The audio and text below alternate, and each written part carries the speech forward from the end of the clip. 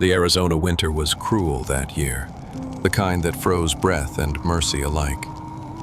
Through the swirling snow stumbled a broken young woman, her ribs shattered, her hope fading fast. They called her Lily, though once, long ago, she'd answered to another name. She'd run from a home that felt more like a prison, from a man whose fists had stolen her childhood. But that night, as the storm closed in, fate led her to a quiet rancher and his little girl, and to a chance at a life she'd never dared to dream of. Tell us where you're watching from, partner, and join our Sleep West family. Stay till the end to uncover the pain she carried, and where her destiny will finally lead her. Arizona Territory, December 1885. The wind howled a mournful dirge through the snow-laden pines, a sound that had become Lily's constant companion since she'd fled. Each gust felt like a physical blow, a reminder of the life she'd left behind, a life of beatings and broken promises. Her breath hitched, ragged and shallow as she stumbled through the deepening drifts. The cold was an insidious enemy, seeping into her bones, making her already shattered ribs ache with a ferocity that threatened to eclipse all other pain. Lily had been born Ema, a name her dying mother whispered just moments before passing. Her father, a kind man perpetually weakened by consumption, had loved her fiercely, but sickness claimed his strength. By the time Lily was 6, he couldn't move from his bed. With a heart heavy with failure and despair, he had handed her over to his only surviving kin, his brother. That man, her uncle, was a creature ruled by cheap whiskey and a boundless volatile rage. The girl who was once Emma became simply the burden in his house, and over the years the love her father had banked for her was beaten and starved out, replaced by a deep, numbing fear. Her shawl, threadbare and meager, was cinched tight, but offered little defense against the elements. Her face, streaked with dirt and the stark purple red of a fresh bruise beneath her left eye, a souvenir from the last beating, was a mask of exhaustion and raw terror. Her gaze, wide and haunted, darted nervously across the desolate expanse of white. There was nothing but the vast, indifferent wilderness here. No signs of the village she'd desperately put behind her, no hint of salvation ahead. Only the crushing weight of solitude and the encroaching dusk. The final catalyst for her flight, the drunken pronouncement that he was going to sell her to a cattle drover who passed through the camp, had given her the terrible strength to pry open the rusted lock on the pantry door and run. She collapsed against the rough bark of a ponderosa pine, its needles dusted with a thick layer of snow. The impact sent a fresh wave of agony through her chest, and a choked gasp escaped her lips. She pressed her hand, numb with cold, against her ribs, as if trying to hold the fragile cage of her body together. Her vision swam, the swirling snowflakes blurring into a dizzying white haze. She knew she couldn't stay here. To do so was to invite a slow, frozen death. Yet, every movement was an act of profound will, each step a testament to a spirit that refused to break, even as her body failed her. It was then, amidst the drone of the wind and the pounding in her ears, that she heard it, a rhythmic thudding. Hoofbeats. Her heart, already a frantic drum against her fractured bones, hammered even harder. Panic, cold and sharp, pierced through the fog of pain. She scrambled, a desperate, broken creature, behind a cluster of snow-laden bushes, her movements clumsy and agonizing. The sound intensified until the ground vibrated faintly beneath her. A dark shape materialized through the swirling snow, a horse and rider, moving with a purposeful, powerful stride. The horse was a magnificent beast, its coat dark against the snow, its breath pluming white in the frigid air. The rider was a tall, imposing figure, his broad-brimmed hat pulled low, obscuring most of his face. The horse came to an abrupt halt mere yards from her hiding place. Then, a deep, resonant voice cut through the whistling wind. "Ma'am," it called out, devoid of menace yet firm. "It's lonely out here, and it's not safe to be alone at dusk." Lily remained motionless, a terrified whisper of a girl. But the man was observant. He dismounted with an easy grace, his spurs jingling softly, and took a few deliberate steps forward. "I saw movement," he continued, his voice calm. "Please, step out. I mean you no harm." Reluctantly, excruciatingly, Lily pushed herself up. She emerged, a spectral figure against the pristine white, her face pale, her eyes wide with a mixture of fear and desperation. She couldn't speak, the pain too overwhelming. The man's gaze, when it finally settled on her, was steady and perceptive. He was Jack Hollister, a rancher who knew these treacherous lands. He took in her trembling form, the way she clutched her side, the unmistakable signs of violent distress. A flicker of concern, genuine and immediate, crossed his features. "You're hurt," he stated. She tried to speak, but only a choked whisper emerged, barely audible above the wind. "My ribs are already broken," she managed. Jack's expression hardened with a quiet, controlled fury at the visible injustice. "I see that you are truly in a serious pain," he said, his voice dropping in sincerity. "If you are in trouble, if you have nowhere to go, my place is nearby. You will be safe there, and you can stay as long as it takes to recover your health." Lily recoiled inwardly, the offer, though kind, triggering a fresh wave of deep, institutionalized distrust. The image of her uncle's betrayal was burned into her memory. "I can't," she whispered, shaking her head. Tears finally started to track paths through the dirt on her cheeks. "I can't trust someone blindly. If my own uncle could do that to me, what can a stranger do to me?" Jack held her gaze, unwavering, understanding the gulf of terror and skepticism he had to bridge. He knew words alone would not suffice for a soul this scarred. "I understand your hesitation, ma'am," he finally said, his voice gentle but firm. "And I wouldn't ask you to trust me blindly. But I have a 5-year-old daughter at my home. Her name is Rose. If you don't trust me, you can trust her. Come with me. I will not break your trust." The mention of the child, an innocent, an unknowing guarantor, succeeded where logic and self-preservation had failed. Lily hesitated one last, terrible moment, weighing the known agony of her current state against the terrifying unknown of a stranger's protection. The cold made the choice for her. She gave a small, almost imperceptible nod. Sanctuary in the snow, Jack helped Lily onto his horse, securing her in front of the saddle. Every shift of weight sent spears of pain through her, but the warmth of his heavy coat offered a small, miraculous shield against the biting cold. They rode slowly through the twilight, the snow muffling the sounds of the wilderness.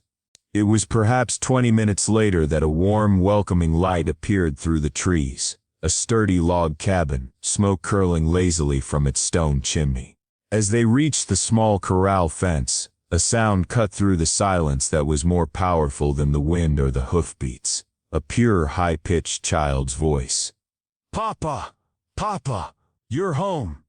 Lily took a deep, warm breath, the first one that wasn't purely fear-driven since she had fled. The presence of the child was a palpable shield. Jack dismounted quickly and gently helped Lily slide down. He did not touch her side, but supported her with a firm, protective hand on her back. The cabin door flew open, and a tiny tow-headed girl, bundled in a thick woolen dress, darted out. She stopped short, her bright blue eyes wide with curiosity, taking in the bruised and exhausted woman beside her father. "Rose," Jack said softly, kneeling to eye level with his daughter. "This is Lily. She's very hurt, and she's come to stay with us for a while." Rose didn't cry or stare rudely. She simply looked at Lily, then up at her father. "Is she cold, Papa?" she asked. "Very cold, darling," Jack replied. Rose marched right up to Lily, taking hold of the corner of her tattered shawl. "We have a big fire," she announced seriously. "Come inside, Lily." It was the child's uncomplicated acceptance that finally broke through Lily's reserve. The gritty, cynical armor she had built over years of abuse cracked, and she allowed Jack to guide her into the warmth. The long, tender recovery. The next few months were a blur of pain, warmth, and slow, agonizing healing. Lily's ribs were indeed broken. And Jack, a resourceful man accustomed to the solitude of the frontier, tended her with a quiet, diligent care she had never known. He cleaned her wounds, set the broken bones as best he could with makeshift splints and bindings, and fed her broth and tea. He treated her not as a stranger or a burden, but with the profound practical respect one reserves for the seriously injured. He never asked about her past, never pressed for details of the bruises or the uncle who inflicted them. He simply provided sanctuary. His silence was a greater comfort than any words could have been. But it was Rose who anchored her to the present. Rose, with her endless inquisitive energy, became Lily's shadow. She would bring her small faded toys to Lily's bedside, recounting long elaborate stories about imaginary bears and prairie dogs. "Can you read me the picture book, Lily?" Rose would ask, climbing onto the edge of the bed, her innocent request demanding an attention that forced Lily to push past the constant ache. As Lily grew stronger, she began to take on small chores. She was hesitant at first, fearing she would become a burden again. But Jack treated her contributions with genuine gratitude. She started preparing meals, and eventually, her hands, long calloused from hard work, found a soothing rhythm in domesticity. Rose, meanwhile, grew increasingly attached. Jack was always Papa, but Lily, the gentle, quiet woman who mended her dresses and taught her how to braid thread, became her source of maternal comfort. One cold afternoon, Rose climbed into Lily's lap as she darned a sock. Rose laid her head against Lily's still tender chest and sighed contentedly. "Rose," Lily whispered, stroking her fine hair. "What are you doing?" The girl looked up, her blue eyes solemn.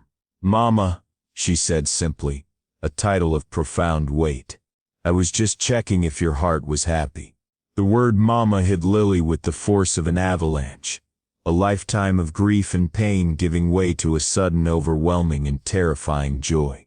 She held Rose tight, tears finally falling, not from pain but from the sudden, powerful knowledge that she was loved unconditionally by this small soul. The weeks stretched into months and winter melted into the dry heat of the Arizona spring. Lily was fully recovered, physically stronger than she had ever been. She could have left. Her uncle's shadow no longer reached her, but she stayed. She stayed for Rose, whose small hand she now held every morning, and she stayed for Jack. Jack Hollister was a man of quiet conviction and steady goodness. He had been widowed 2 years prior, and his grief, like his kindness, was deep and unspoken.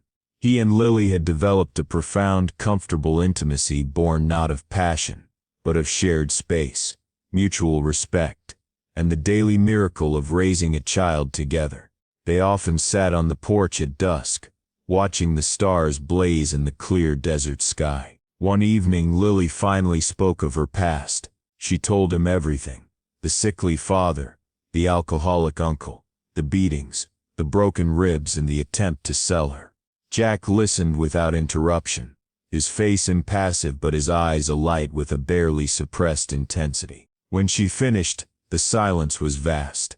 "I am so sorry, Lily," he said, his voice a low rumble, "that you ever had to bear such a weight."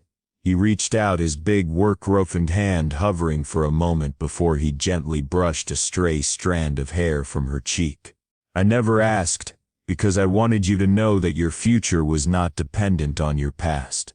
You are safe here, regardless." "I know," she whispered. "I trust you, Jack.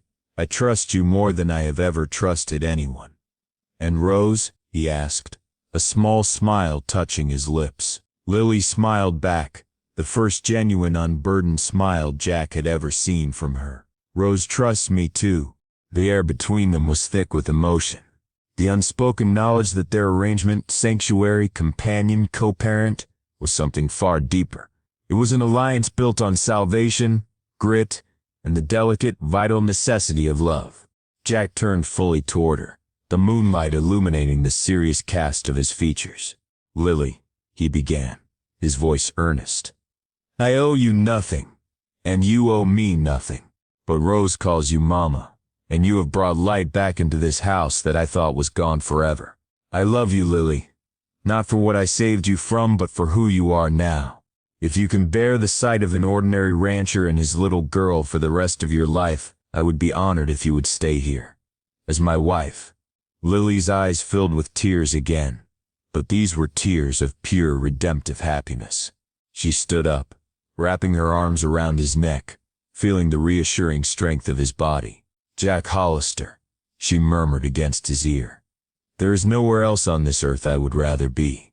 The life after they were married quietly, that spring by the circuit preacher on his next visit, Rose serving as the highly enthusiastic, slightly clumsy flower girl, scattering pine needles instead of petals. Lily, the girl once known as Emma, found that the name suited her new life. Lily Hollister, a name as pure and resilient as a desert flower. She filled the cabin with laughter and purpose. She taught Rose her letters, canned peaches in the late summer, and stood shoulder to shoulder with Jack, managing their ranch and their small fierce family. The scars on her ribs remained, a quiet map of the trauma she had endured, but they no longer defined her. They were simply a reminder of the night she chose life, the night a stranger offered salvation, and the little girl who taught her to trust again. Jack and Lily Hollister lived out their years in the Arizona territory, their love a strong, enduring bond woven from compassion and shared hardship. They watched Rose grow, always reminding her that kindness was the greatest courage. Lily had run from an ending, only to find a truer, happier beginning in the heart of the desolate wilderness, enjoying the life that was happily ever after, built one safe, trusted day at a time.